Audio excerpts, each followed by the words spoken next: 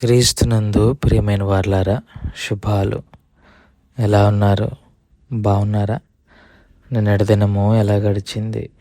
ప్రభువుకు మహిమకరంగా జీవించారా? జీవించినట్లయితే ఆయనకు స్తుతులు. లేని ఎడల ఆయన మనల్ని క్షమించునుగాక. నేటి దిన ధ్యానాంశము మార్కు సువార్త 10వ అధ్యాయము 10-12 వచనాలు. మార్కు సువార్త 10వ అధ్యాయము 10-12 వచనాలు. ఇంటికి వచ్చి శిష్యులు ఈ సంగతిని గూర్చి ఆయనను మరలా అడిగిరి. అందుకు ఆయన తన భార్యను విడనాడి మరి ఒకతను పెండ్లి చేసుకునివాడు తాను విడనాడిన ఆమె విషయమై వ్యభిచరించువాడగును. మరియు స్త్రీ తన పురుషుని విడనాడి మరి ఒకరిని పెండ్లి చేసుకుని ఎడల ఆమె వ్యభిచరించినందున వ్యభిచరించునదగునని వారితో చెప్పాను. దేవుని వాక్యాన్ని మన వినికిడిలో దీవించి ఆశీర్వదించునుగాక. చదవబడిన లేఖన భాగాన్ని జ్ఞాపకం చేసుకుంటే, యేసు ప్రభువారు విడాకులు డివోర్స్ ఇవ్వటానికి అది ఏమాత్రం వాక్యానుసారమైంది కాదు, అది క్షేమం కాదు అన్న విషయాన్ని వారితో చెప్పిన తర్వాత ఆయన సాయంత్రానికి ఇంటికి చేరితే, ఇంటికి వచ్చాక కూడా శిష్యులు దాని గురించి ప్రస్తావన చేస్తారు క్లారిటీ కోసం. అందుకే యేసు ప్రభువారు ఈ మాట చెప్పారు, తన భార్యను విడిచి ఇంకొకరిని పెండ్లి చేసుకునేవాడు భార్య విషయంలో వ్యభిచారవుతాడు. అంటే ఇక్కడ విడాకులు ఇవ్వటం అన్నది వ్యభిచారంతో పోలుస్తున్నాడు యేసయ్య. వ్యభిచారము చేసినట్టు లెక్కగా పరిగణించబడుతుంది. అంటే విడాకులను దేవుడు యేసు ప్రభువారు ఎంత తీవ్రంగా చూస్తున్నారు అన్నది మనకి ఇక్కడ అర్థమవుతుంది. విడాకులు ఇచ్చుట వ్యభిచరించిన దానితో సమానం. వ్యభిచారం పట్ల ఆసక్తి ఉన్నవాడే విడాకుల వైపుకి వెళ్తాడు. అంతే కదా. భార్యను విడిచిపెట్టి మరొక స్త్రీని వివాహం చేసుకున్నాడు అని అంటే భార్య విషయంలో భార్యను వ్యభిచారి చేసినట్టే. అదే యేసయ్య ఖండిస్తున్నాడు. అంటే విడాకులు ఇవ్వటం అన్నది వ్యభిచారంతో సమానము అనేది ప్రభువారి యొక్క ఉద్దేశం.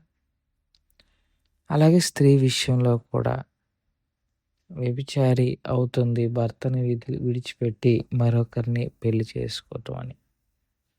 నిన్న మొన్న మాట్లాడుకున్నాం. మోషే భక్తుడు చెప్పాడు అని ధర్మశాస్త్రంలో ఉంది అని. ఒక ప్రత్యేకమైన సందర్భంలో తప్ప మరి ఏ విషయంలో కూడా భార్యను విడిచిపెట్టడం అన్నది సమంజసం కాదు. ఇశ్రాయేలీలు ఉన్న ఒక్క చిన్న ఆధారాన్ని, ఆ లొసుగును లేతే దాని నిబంధన పట్టుకొని విచ్చలవిడిగా డివోర్స్లు ఇచ్చేస్తున్నాడు, పరిత్యాగము చేస్తున్నారు, విడాకులు ఇచ్చేస్తున్నారు.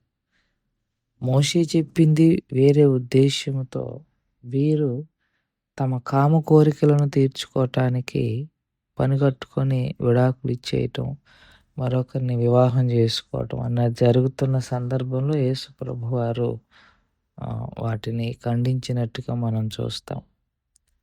అసలు దేవుడు ఏ సందర్భంలో మోషే చేత కానీ ఆ వాగ్దానాన్ని ఇప్పించాడు అన్నది మనం జ్ఞాపకం చేసుకుంటే, ద్వితీయోపదేశకాండము 7వ అధ్యాయము మొదటి 3 వచనాల్లో మనకు కనపడుతుంది. ద్వితీయోపదేశకాండము 7వ అధ్యాయము మొదటి 3 వచనాల్లో మోషే భక్తుడి ద్వారా మనం చూస్తాం. విడాకుల ప్రస్తావన అక్కడ కనబడదు, కానీ ఎవరిని అంటే కొంతమంది లిస్ట్ చెప్తాడు. వాళ్ళని ఎవరితో కూడా మీరు పెండ్లి చేసుకోవద్దు, పెండ్లికి ఇవ్వబడద్దు అన్న మాటను అక్కడ ప్రస్తావన చేయబడుతుంది. కానీ ఇశ్రాయేలీయులు ఎగ్జాక్ట్‌గా దాన్నే చేస్తారు. దేవుడు ఎవరైతే ఒక లిస్ట్ చెప్పి వారిని పెళ్లి చేసుకోవద్దు, వారితో వియ్యమందొద్దు అని దేవుడు చెప్పాడో, ఇశ్రాయేలీయులు ఎగ్జాక్ట్‌గా అదే చేస్తారు. దేవునికి అక్కడ కోపం తెప్పిస్తారు. అంటే దేవుడు ఏమనుకుంటున్నాడు? ఇశ్రాయేలీయులు ప్రజలను ఒక ప్రత్యేక జనంగా చూడాలనుకుంటున్నాడు. ప్రత్యేక జనంగా ఉంచాలని ఆయన ఉద్దేశం. కలుషితం అవ్వకూడదు అన్నది ప్రభువారి దేవుని యొక్క ఉద్దేశం అయితే, ఇశ్రాయేలీయులు ఎగ్జాక్ట్‌గా దానికి వ్యతిరేకంగా ప్రవర్తించి అన్ని దేవతల ఆరాధించే వారిని తీసుకొని పెళ్లి చేసుకోవటం అన్నది జరుగుతుంది. ఎజ్రా గ్రంథంలో దీని గురించిన ప్రస్తావన మనకు కనపడుతుంది.